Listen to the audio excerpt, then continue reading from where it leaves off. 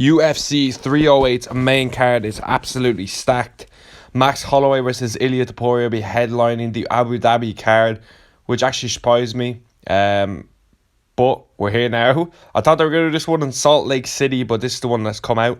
Siral is going to be making his long awaited fucking return to fight Alexander Volkov, a rematch probably 3.5 years in the making when the fight comes around. Khamzat Chimaev is going to be getting another crack at Robert Whitaker after pulling out of his last fight. Don't know how, don't know why, but he's getting another crack. And Magomed Ankalaev versus Alexander Rakic are fighting for surely what you believe to be a number one contender fight. Let's start with that fight. So, Alexander Rakic is one of like the kind of similar styles to Ankalaev, where he's going to come in there and kind of use a wrestling approach, I feel. He lost his last fight to Yuri Prochazka at UFC 300. He was out of the cage for 2 years. It was nearly with the Jan Blachowicz knee injury as well, which was fucking crazy. But I'm going to go with Magomed Ankalaev on this one. I don't think Rakic actually deserves this, to be quite honest with you. Like, he hasn't got a win since 2021, I think, and it was Thiago Santos, if I'm not mistaken. And Ankalaev's been very consistent.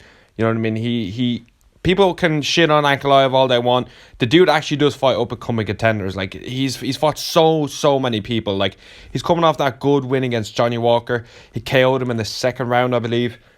He did kind of fumble the bag. I wouldn't say fumble the bag, but had a close fight with Jan Blachowicz, which he could have won, I felt. I think Ankalaev is going to be able to take Rakic down in this fight. I think he has good hands as well, where I think he could cause problems on the feet.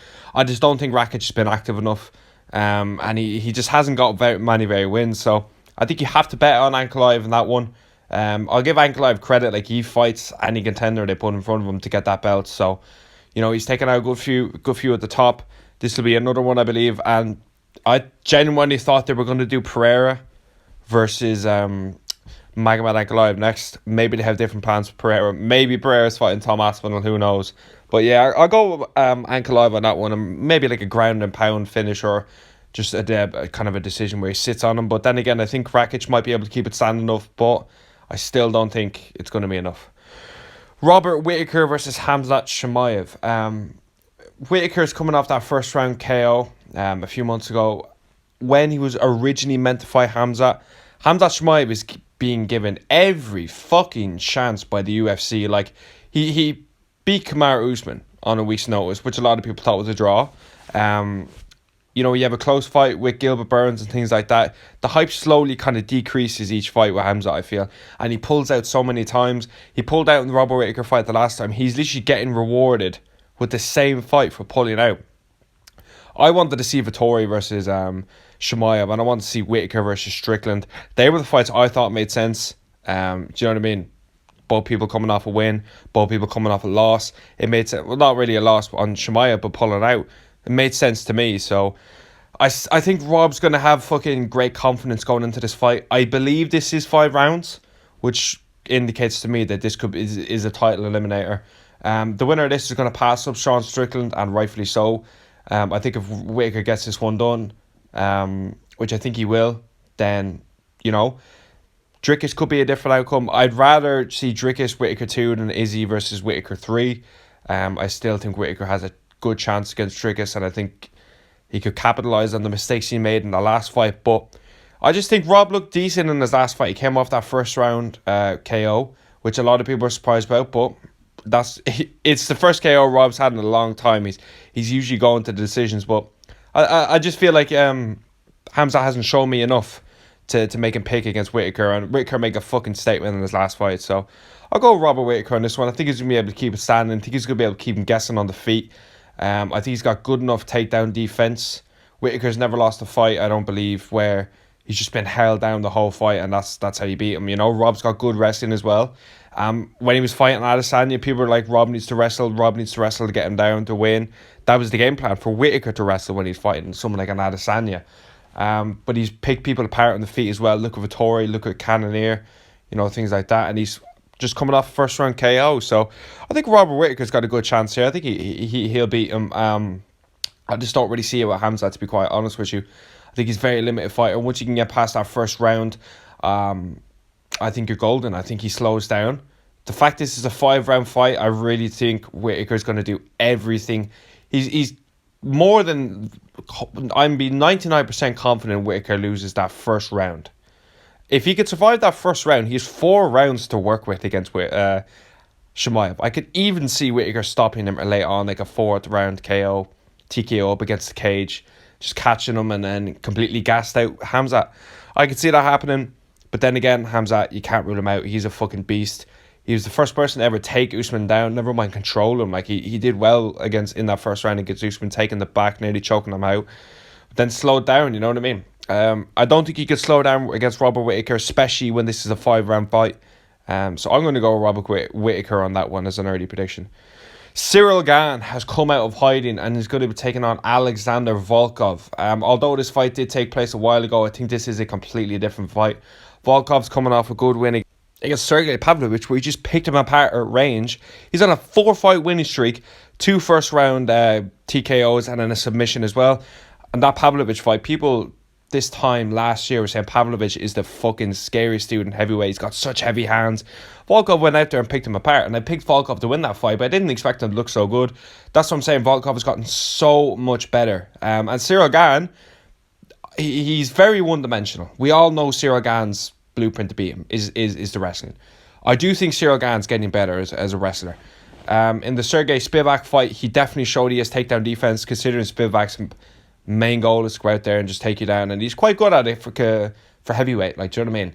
But Gan, I think this is kind of a smart fight for him to take because he's beat Volkov already, and I do think his takedown defense is going to be better. But then again, Volkov's gotten way better as well. 4-fight winning streak, like I said, he's finishing people. It depends if this is a 5-round fight. I think that's going to benefit Siral Gan. So you just have to start as strong, and he's not going to be going out there fucking mad. Like, if Gan hasn't had a 3-round fight in who knows how long. It's been years. He's always been a main event or something like that. I will go with Siral Gan on this one. I just think he'll be able to... There isn't any heavyweight apart from maybe Tom Aspinall I would pick to stand with Siral Gan. And if it was a straight kickboxing fight, you kind of have to favour Siral Gan against someone like a Tom Aspinall. I think he's the best kickboxer and best kind of movement within his strikes in the heavyweight division. Just Aspinall is the best heavyweight, not heavyweight kickboxer, heavyweight. Best person to mix it up. Siral Gan, obviously, he's so light in his feet. He's dancing around opponents. He did have a close fight with Volkov the last day. If I'm Volkov, I'm hoping this is kind of 3 rounds because I'm not letting Gan getting started. You know what I mean? I'm going to be in his face the whole time. If I'm Gan, I'm just feeling him out early on and then kind of pushing as the fight goes on. Volkov, he kind of showed in the Tom Aspinall fight, he definitely had holes. But I feel like he's improving them each fight. And in the Sergey Pavlovich fight, I feel like he was really putting it all together. I do think Volkov has a lot better chance than... Not even in the first fight, but I think this is going to be a closer fight. And that was a close fight already. This isn't going to be an easy fight for Gan. But I just think he'll be able to kind of dance around him at range. You know what I mean? I just think Gan's going to be able to do that. And I don't know if Volkov's going to be able to take him down. Easier said than done, to be quite honest with you, taking Gan down. Obviously, it is his weak point. But I think he's getting better. He's been out of the cage for a year now. If he goes in there and just gets held down for 2 rounds, I'm like, right, you're just doing fucking nothing outside the cage. And you're just doing nothing. Like, he needs to show improvements in his grappling, because I'm so fucking sick of Siral Gan, because he could literally be so good if he tidied up his grappling. Easier said than done, but if he really gave everything to improving his takedown defense and making sure that fight starts standing, keeps the fight standing, he would be so hard to beat. Like, he would give Tom Aspinall problems on the feet. I think he is the best kickboxer in the heavyweight division. And I think he'll show that in this fight, because I do think Volkov is going to try stamina, but Volkov's doing a lot better planting his feet and kind of landing more shots. I would be kind of taking Gan's leg out early on to slow down that movement, and maybe might be able to the inside, get him up against the cage and clinch, land elbows and knees in there as well. I'll go with Siral Gan, kind of a 30-27 on that one. But, you know, Volkov's definitely got a chance in that fight because he's just getting better and better each fight. You know what I mean? Like, the Pavlovich fight was really a statement he made. I do think this is going to be a number 1 contender fight. And I do think what's going to happen here is, let's say Siral Gan wins, you'll see him versus Tom Aspinall for the vacant belt. They're not going to be too much of a rush to book Volkov versus Aspinall, considering how he dismantled him the last fight. Now, that was 2.5 years ago. Do you know what I mean? We have to take that into consideration. But Tom doesn't look like he's slowing down. Do you know what I mean? As good as Volkov's been looking lately, Tom doesn't look like he's slowing down. So I think Siral Gan versus Tom is the biggest fight you can make in heavyweight outside of Jones. So they'll probably do that for the vacant belt if Gan can get this one done. And I think he will. I hope he gets this one done because Siral Gan is a way bigger fucking name and a way better fighter to watch, in my opinion, than Volkov.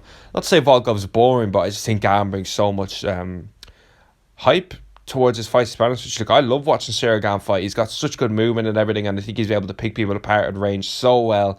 Just needs to tidy up that grappling, man, and I think he will. I think he'll be able to get this one done. Main event. Possibly the biggest announcement this year. Max Holloway is going to be fighting Ilia Topuria for the featherweight belt. Really shocked with this being in Abu Dhabi.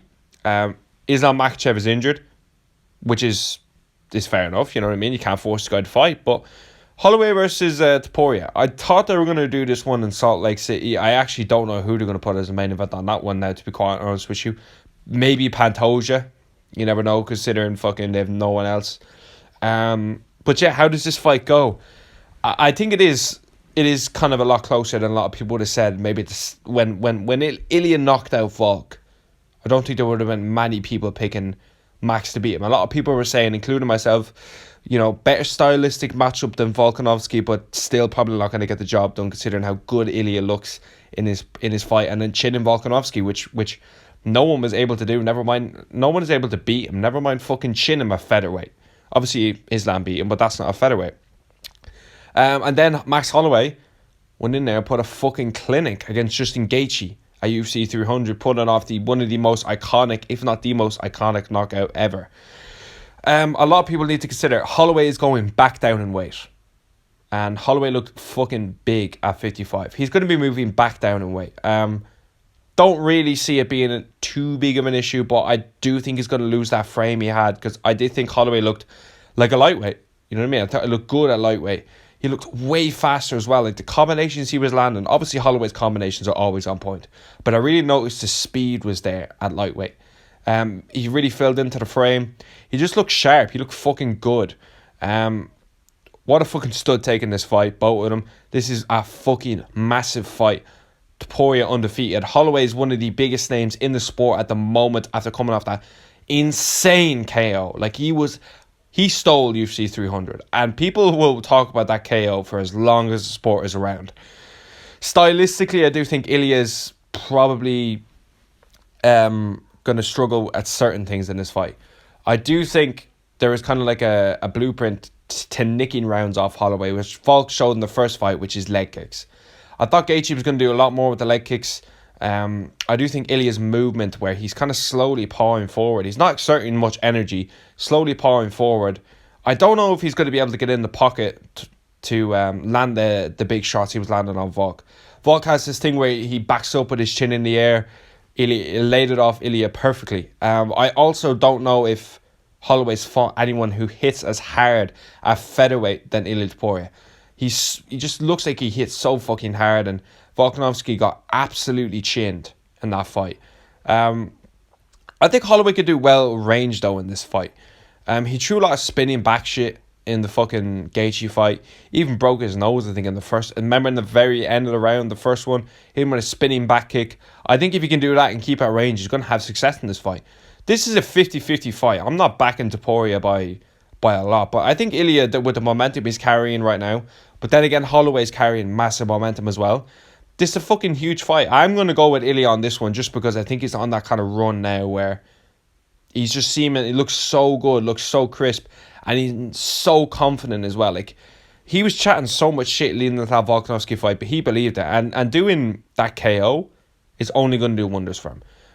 I do think that as much as I'm saying the Holloway frame issue isn't going to be too much of an issue, I do think it will play into this fight. I don't think Holloway's going to look as sharp at featherweight or as kind of quick. And I think he does struggle with shorter opponents. Volkanovski, obviously MMA math doesn't always add up. You could say, oh, well, Volk beat Holloway 3 times and then Ilia beat him then. fuck MMA, Matt. This is the hardest fight Ilia has. It's harder than Volkanovski, regardless if Volk beat Holloway 3 times. I just think Holloway doesn't do as well with the shorter people. Look how well he did against Gaethje, because he was the same height and everything. Do you know what I mean? Obviously, he had a lot of time to prepare for that fight. It kind of was leaning towards this fight. We didn't really know if it was going to be a Volk rematch or was Holloway going to get the call. Holloway got the call. Of course, he accepted it. So, if I had to bet on this fight early on, I'm going to go with an Ilia decision. I don't see him KOing Holloway. But I'm telling you, this is a 50-50 fight, because I could change my mind on this when it happens. Holloway could Ilia doesn't slow down, but Holloway sets a certain pace, and I don't know if Ilia's fought someone like that. Like he was just on Gaethje the whole time in his last fight. And cardio Max Holloway has always been a fucking beast. I don't know if he's fought anyone with the same level of combinations in the boxing, with the ability to spin him, back kick him and keep him at range. Ilia's never fought someone like that. So this is a 50-50 fight. I can see a method of victory for both of them. But I just think it's hard to bet against Ilia at featherweight now, to be quite honest with you. So that's my early kind of outlook on this card. Great fucking main event for Abu Dhabi. Really love the main event. Obviously the main event, but the main card absolutely stacked. I'm looking forward to seeing the rest of the fight. So let me know what you think of this below. Thanks for watching.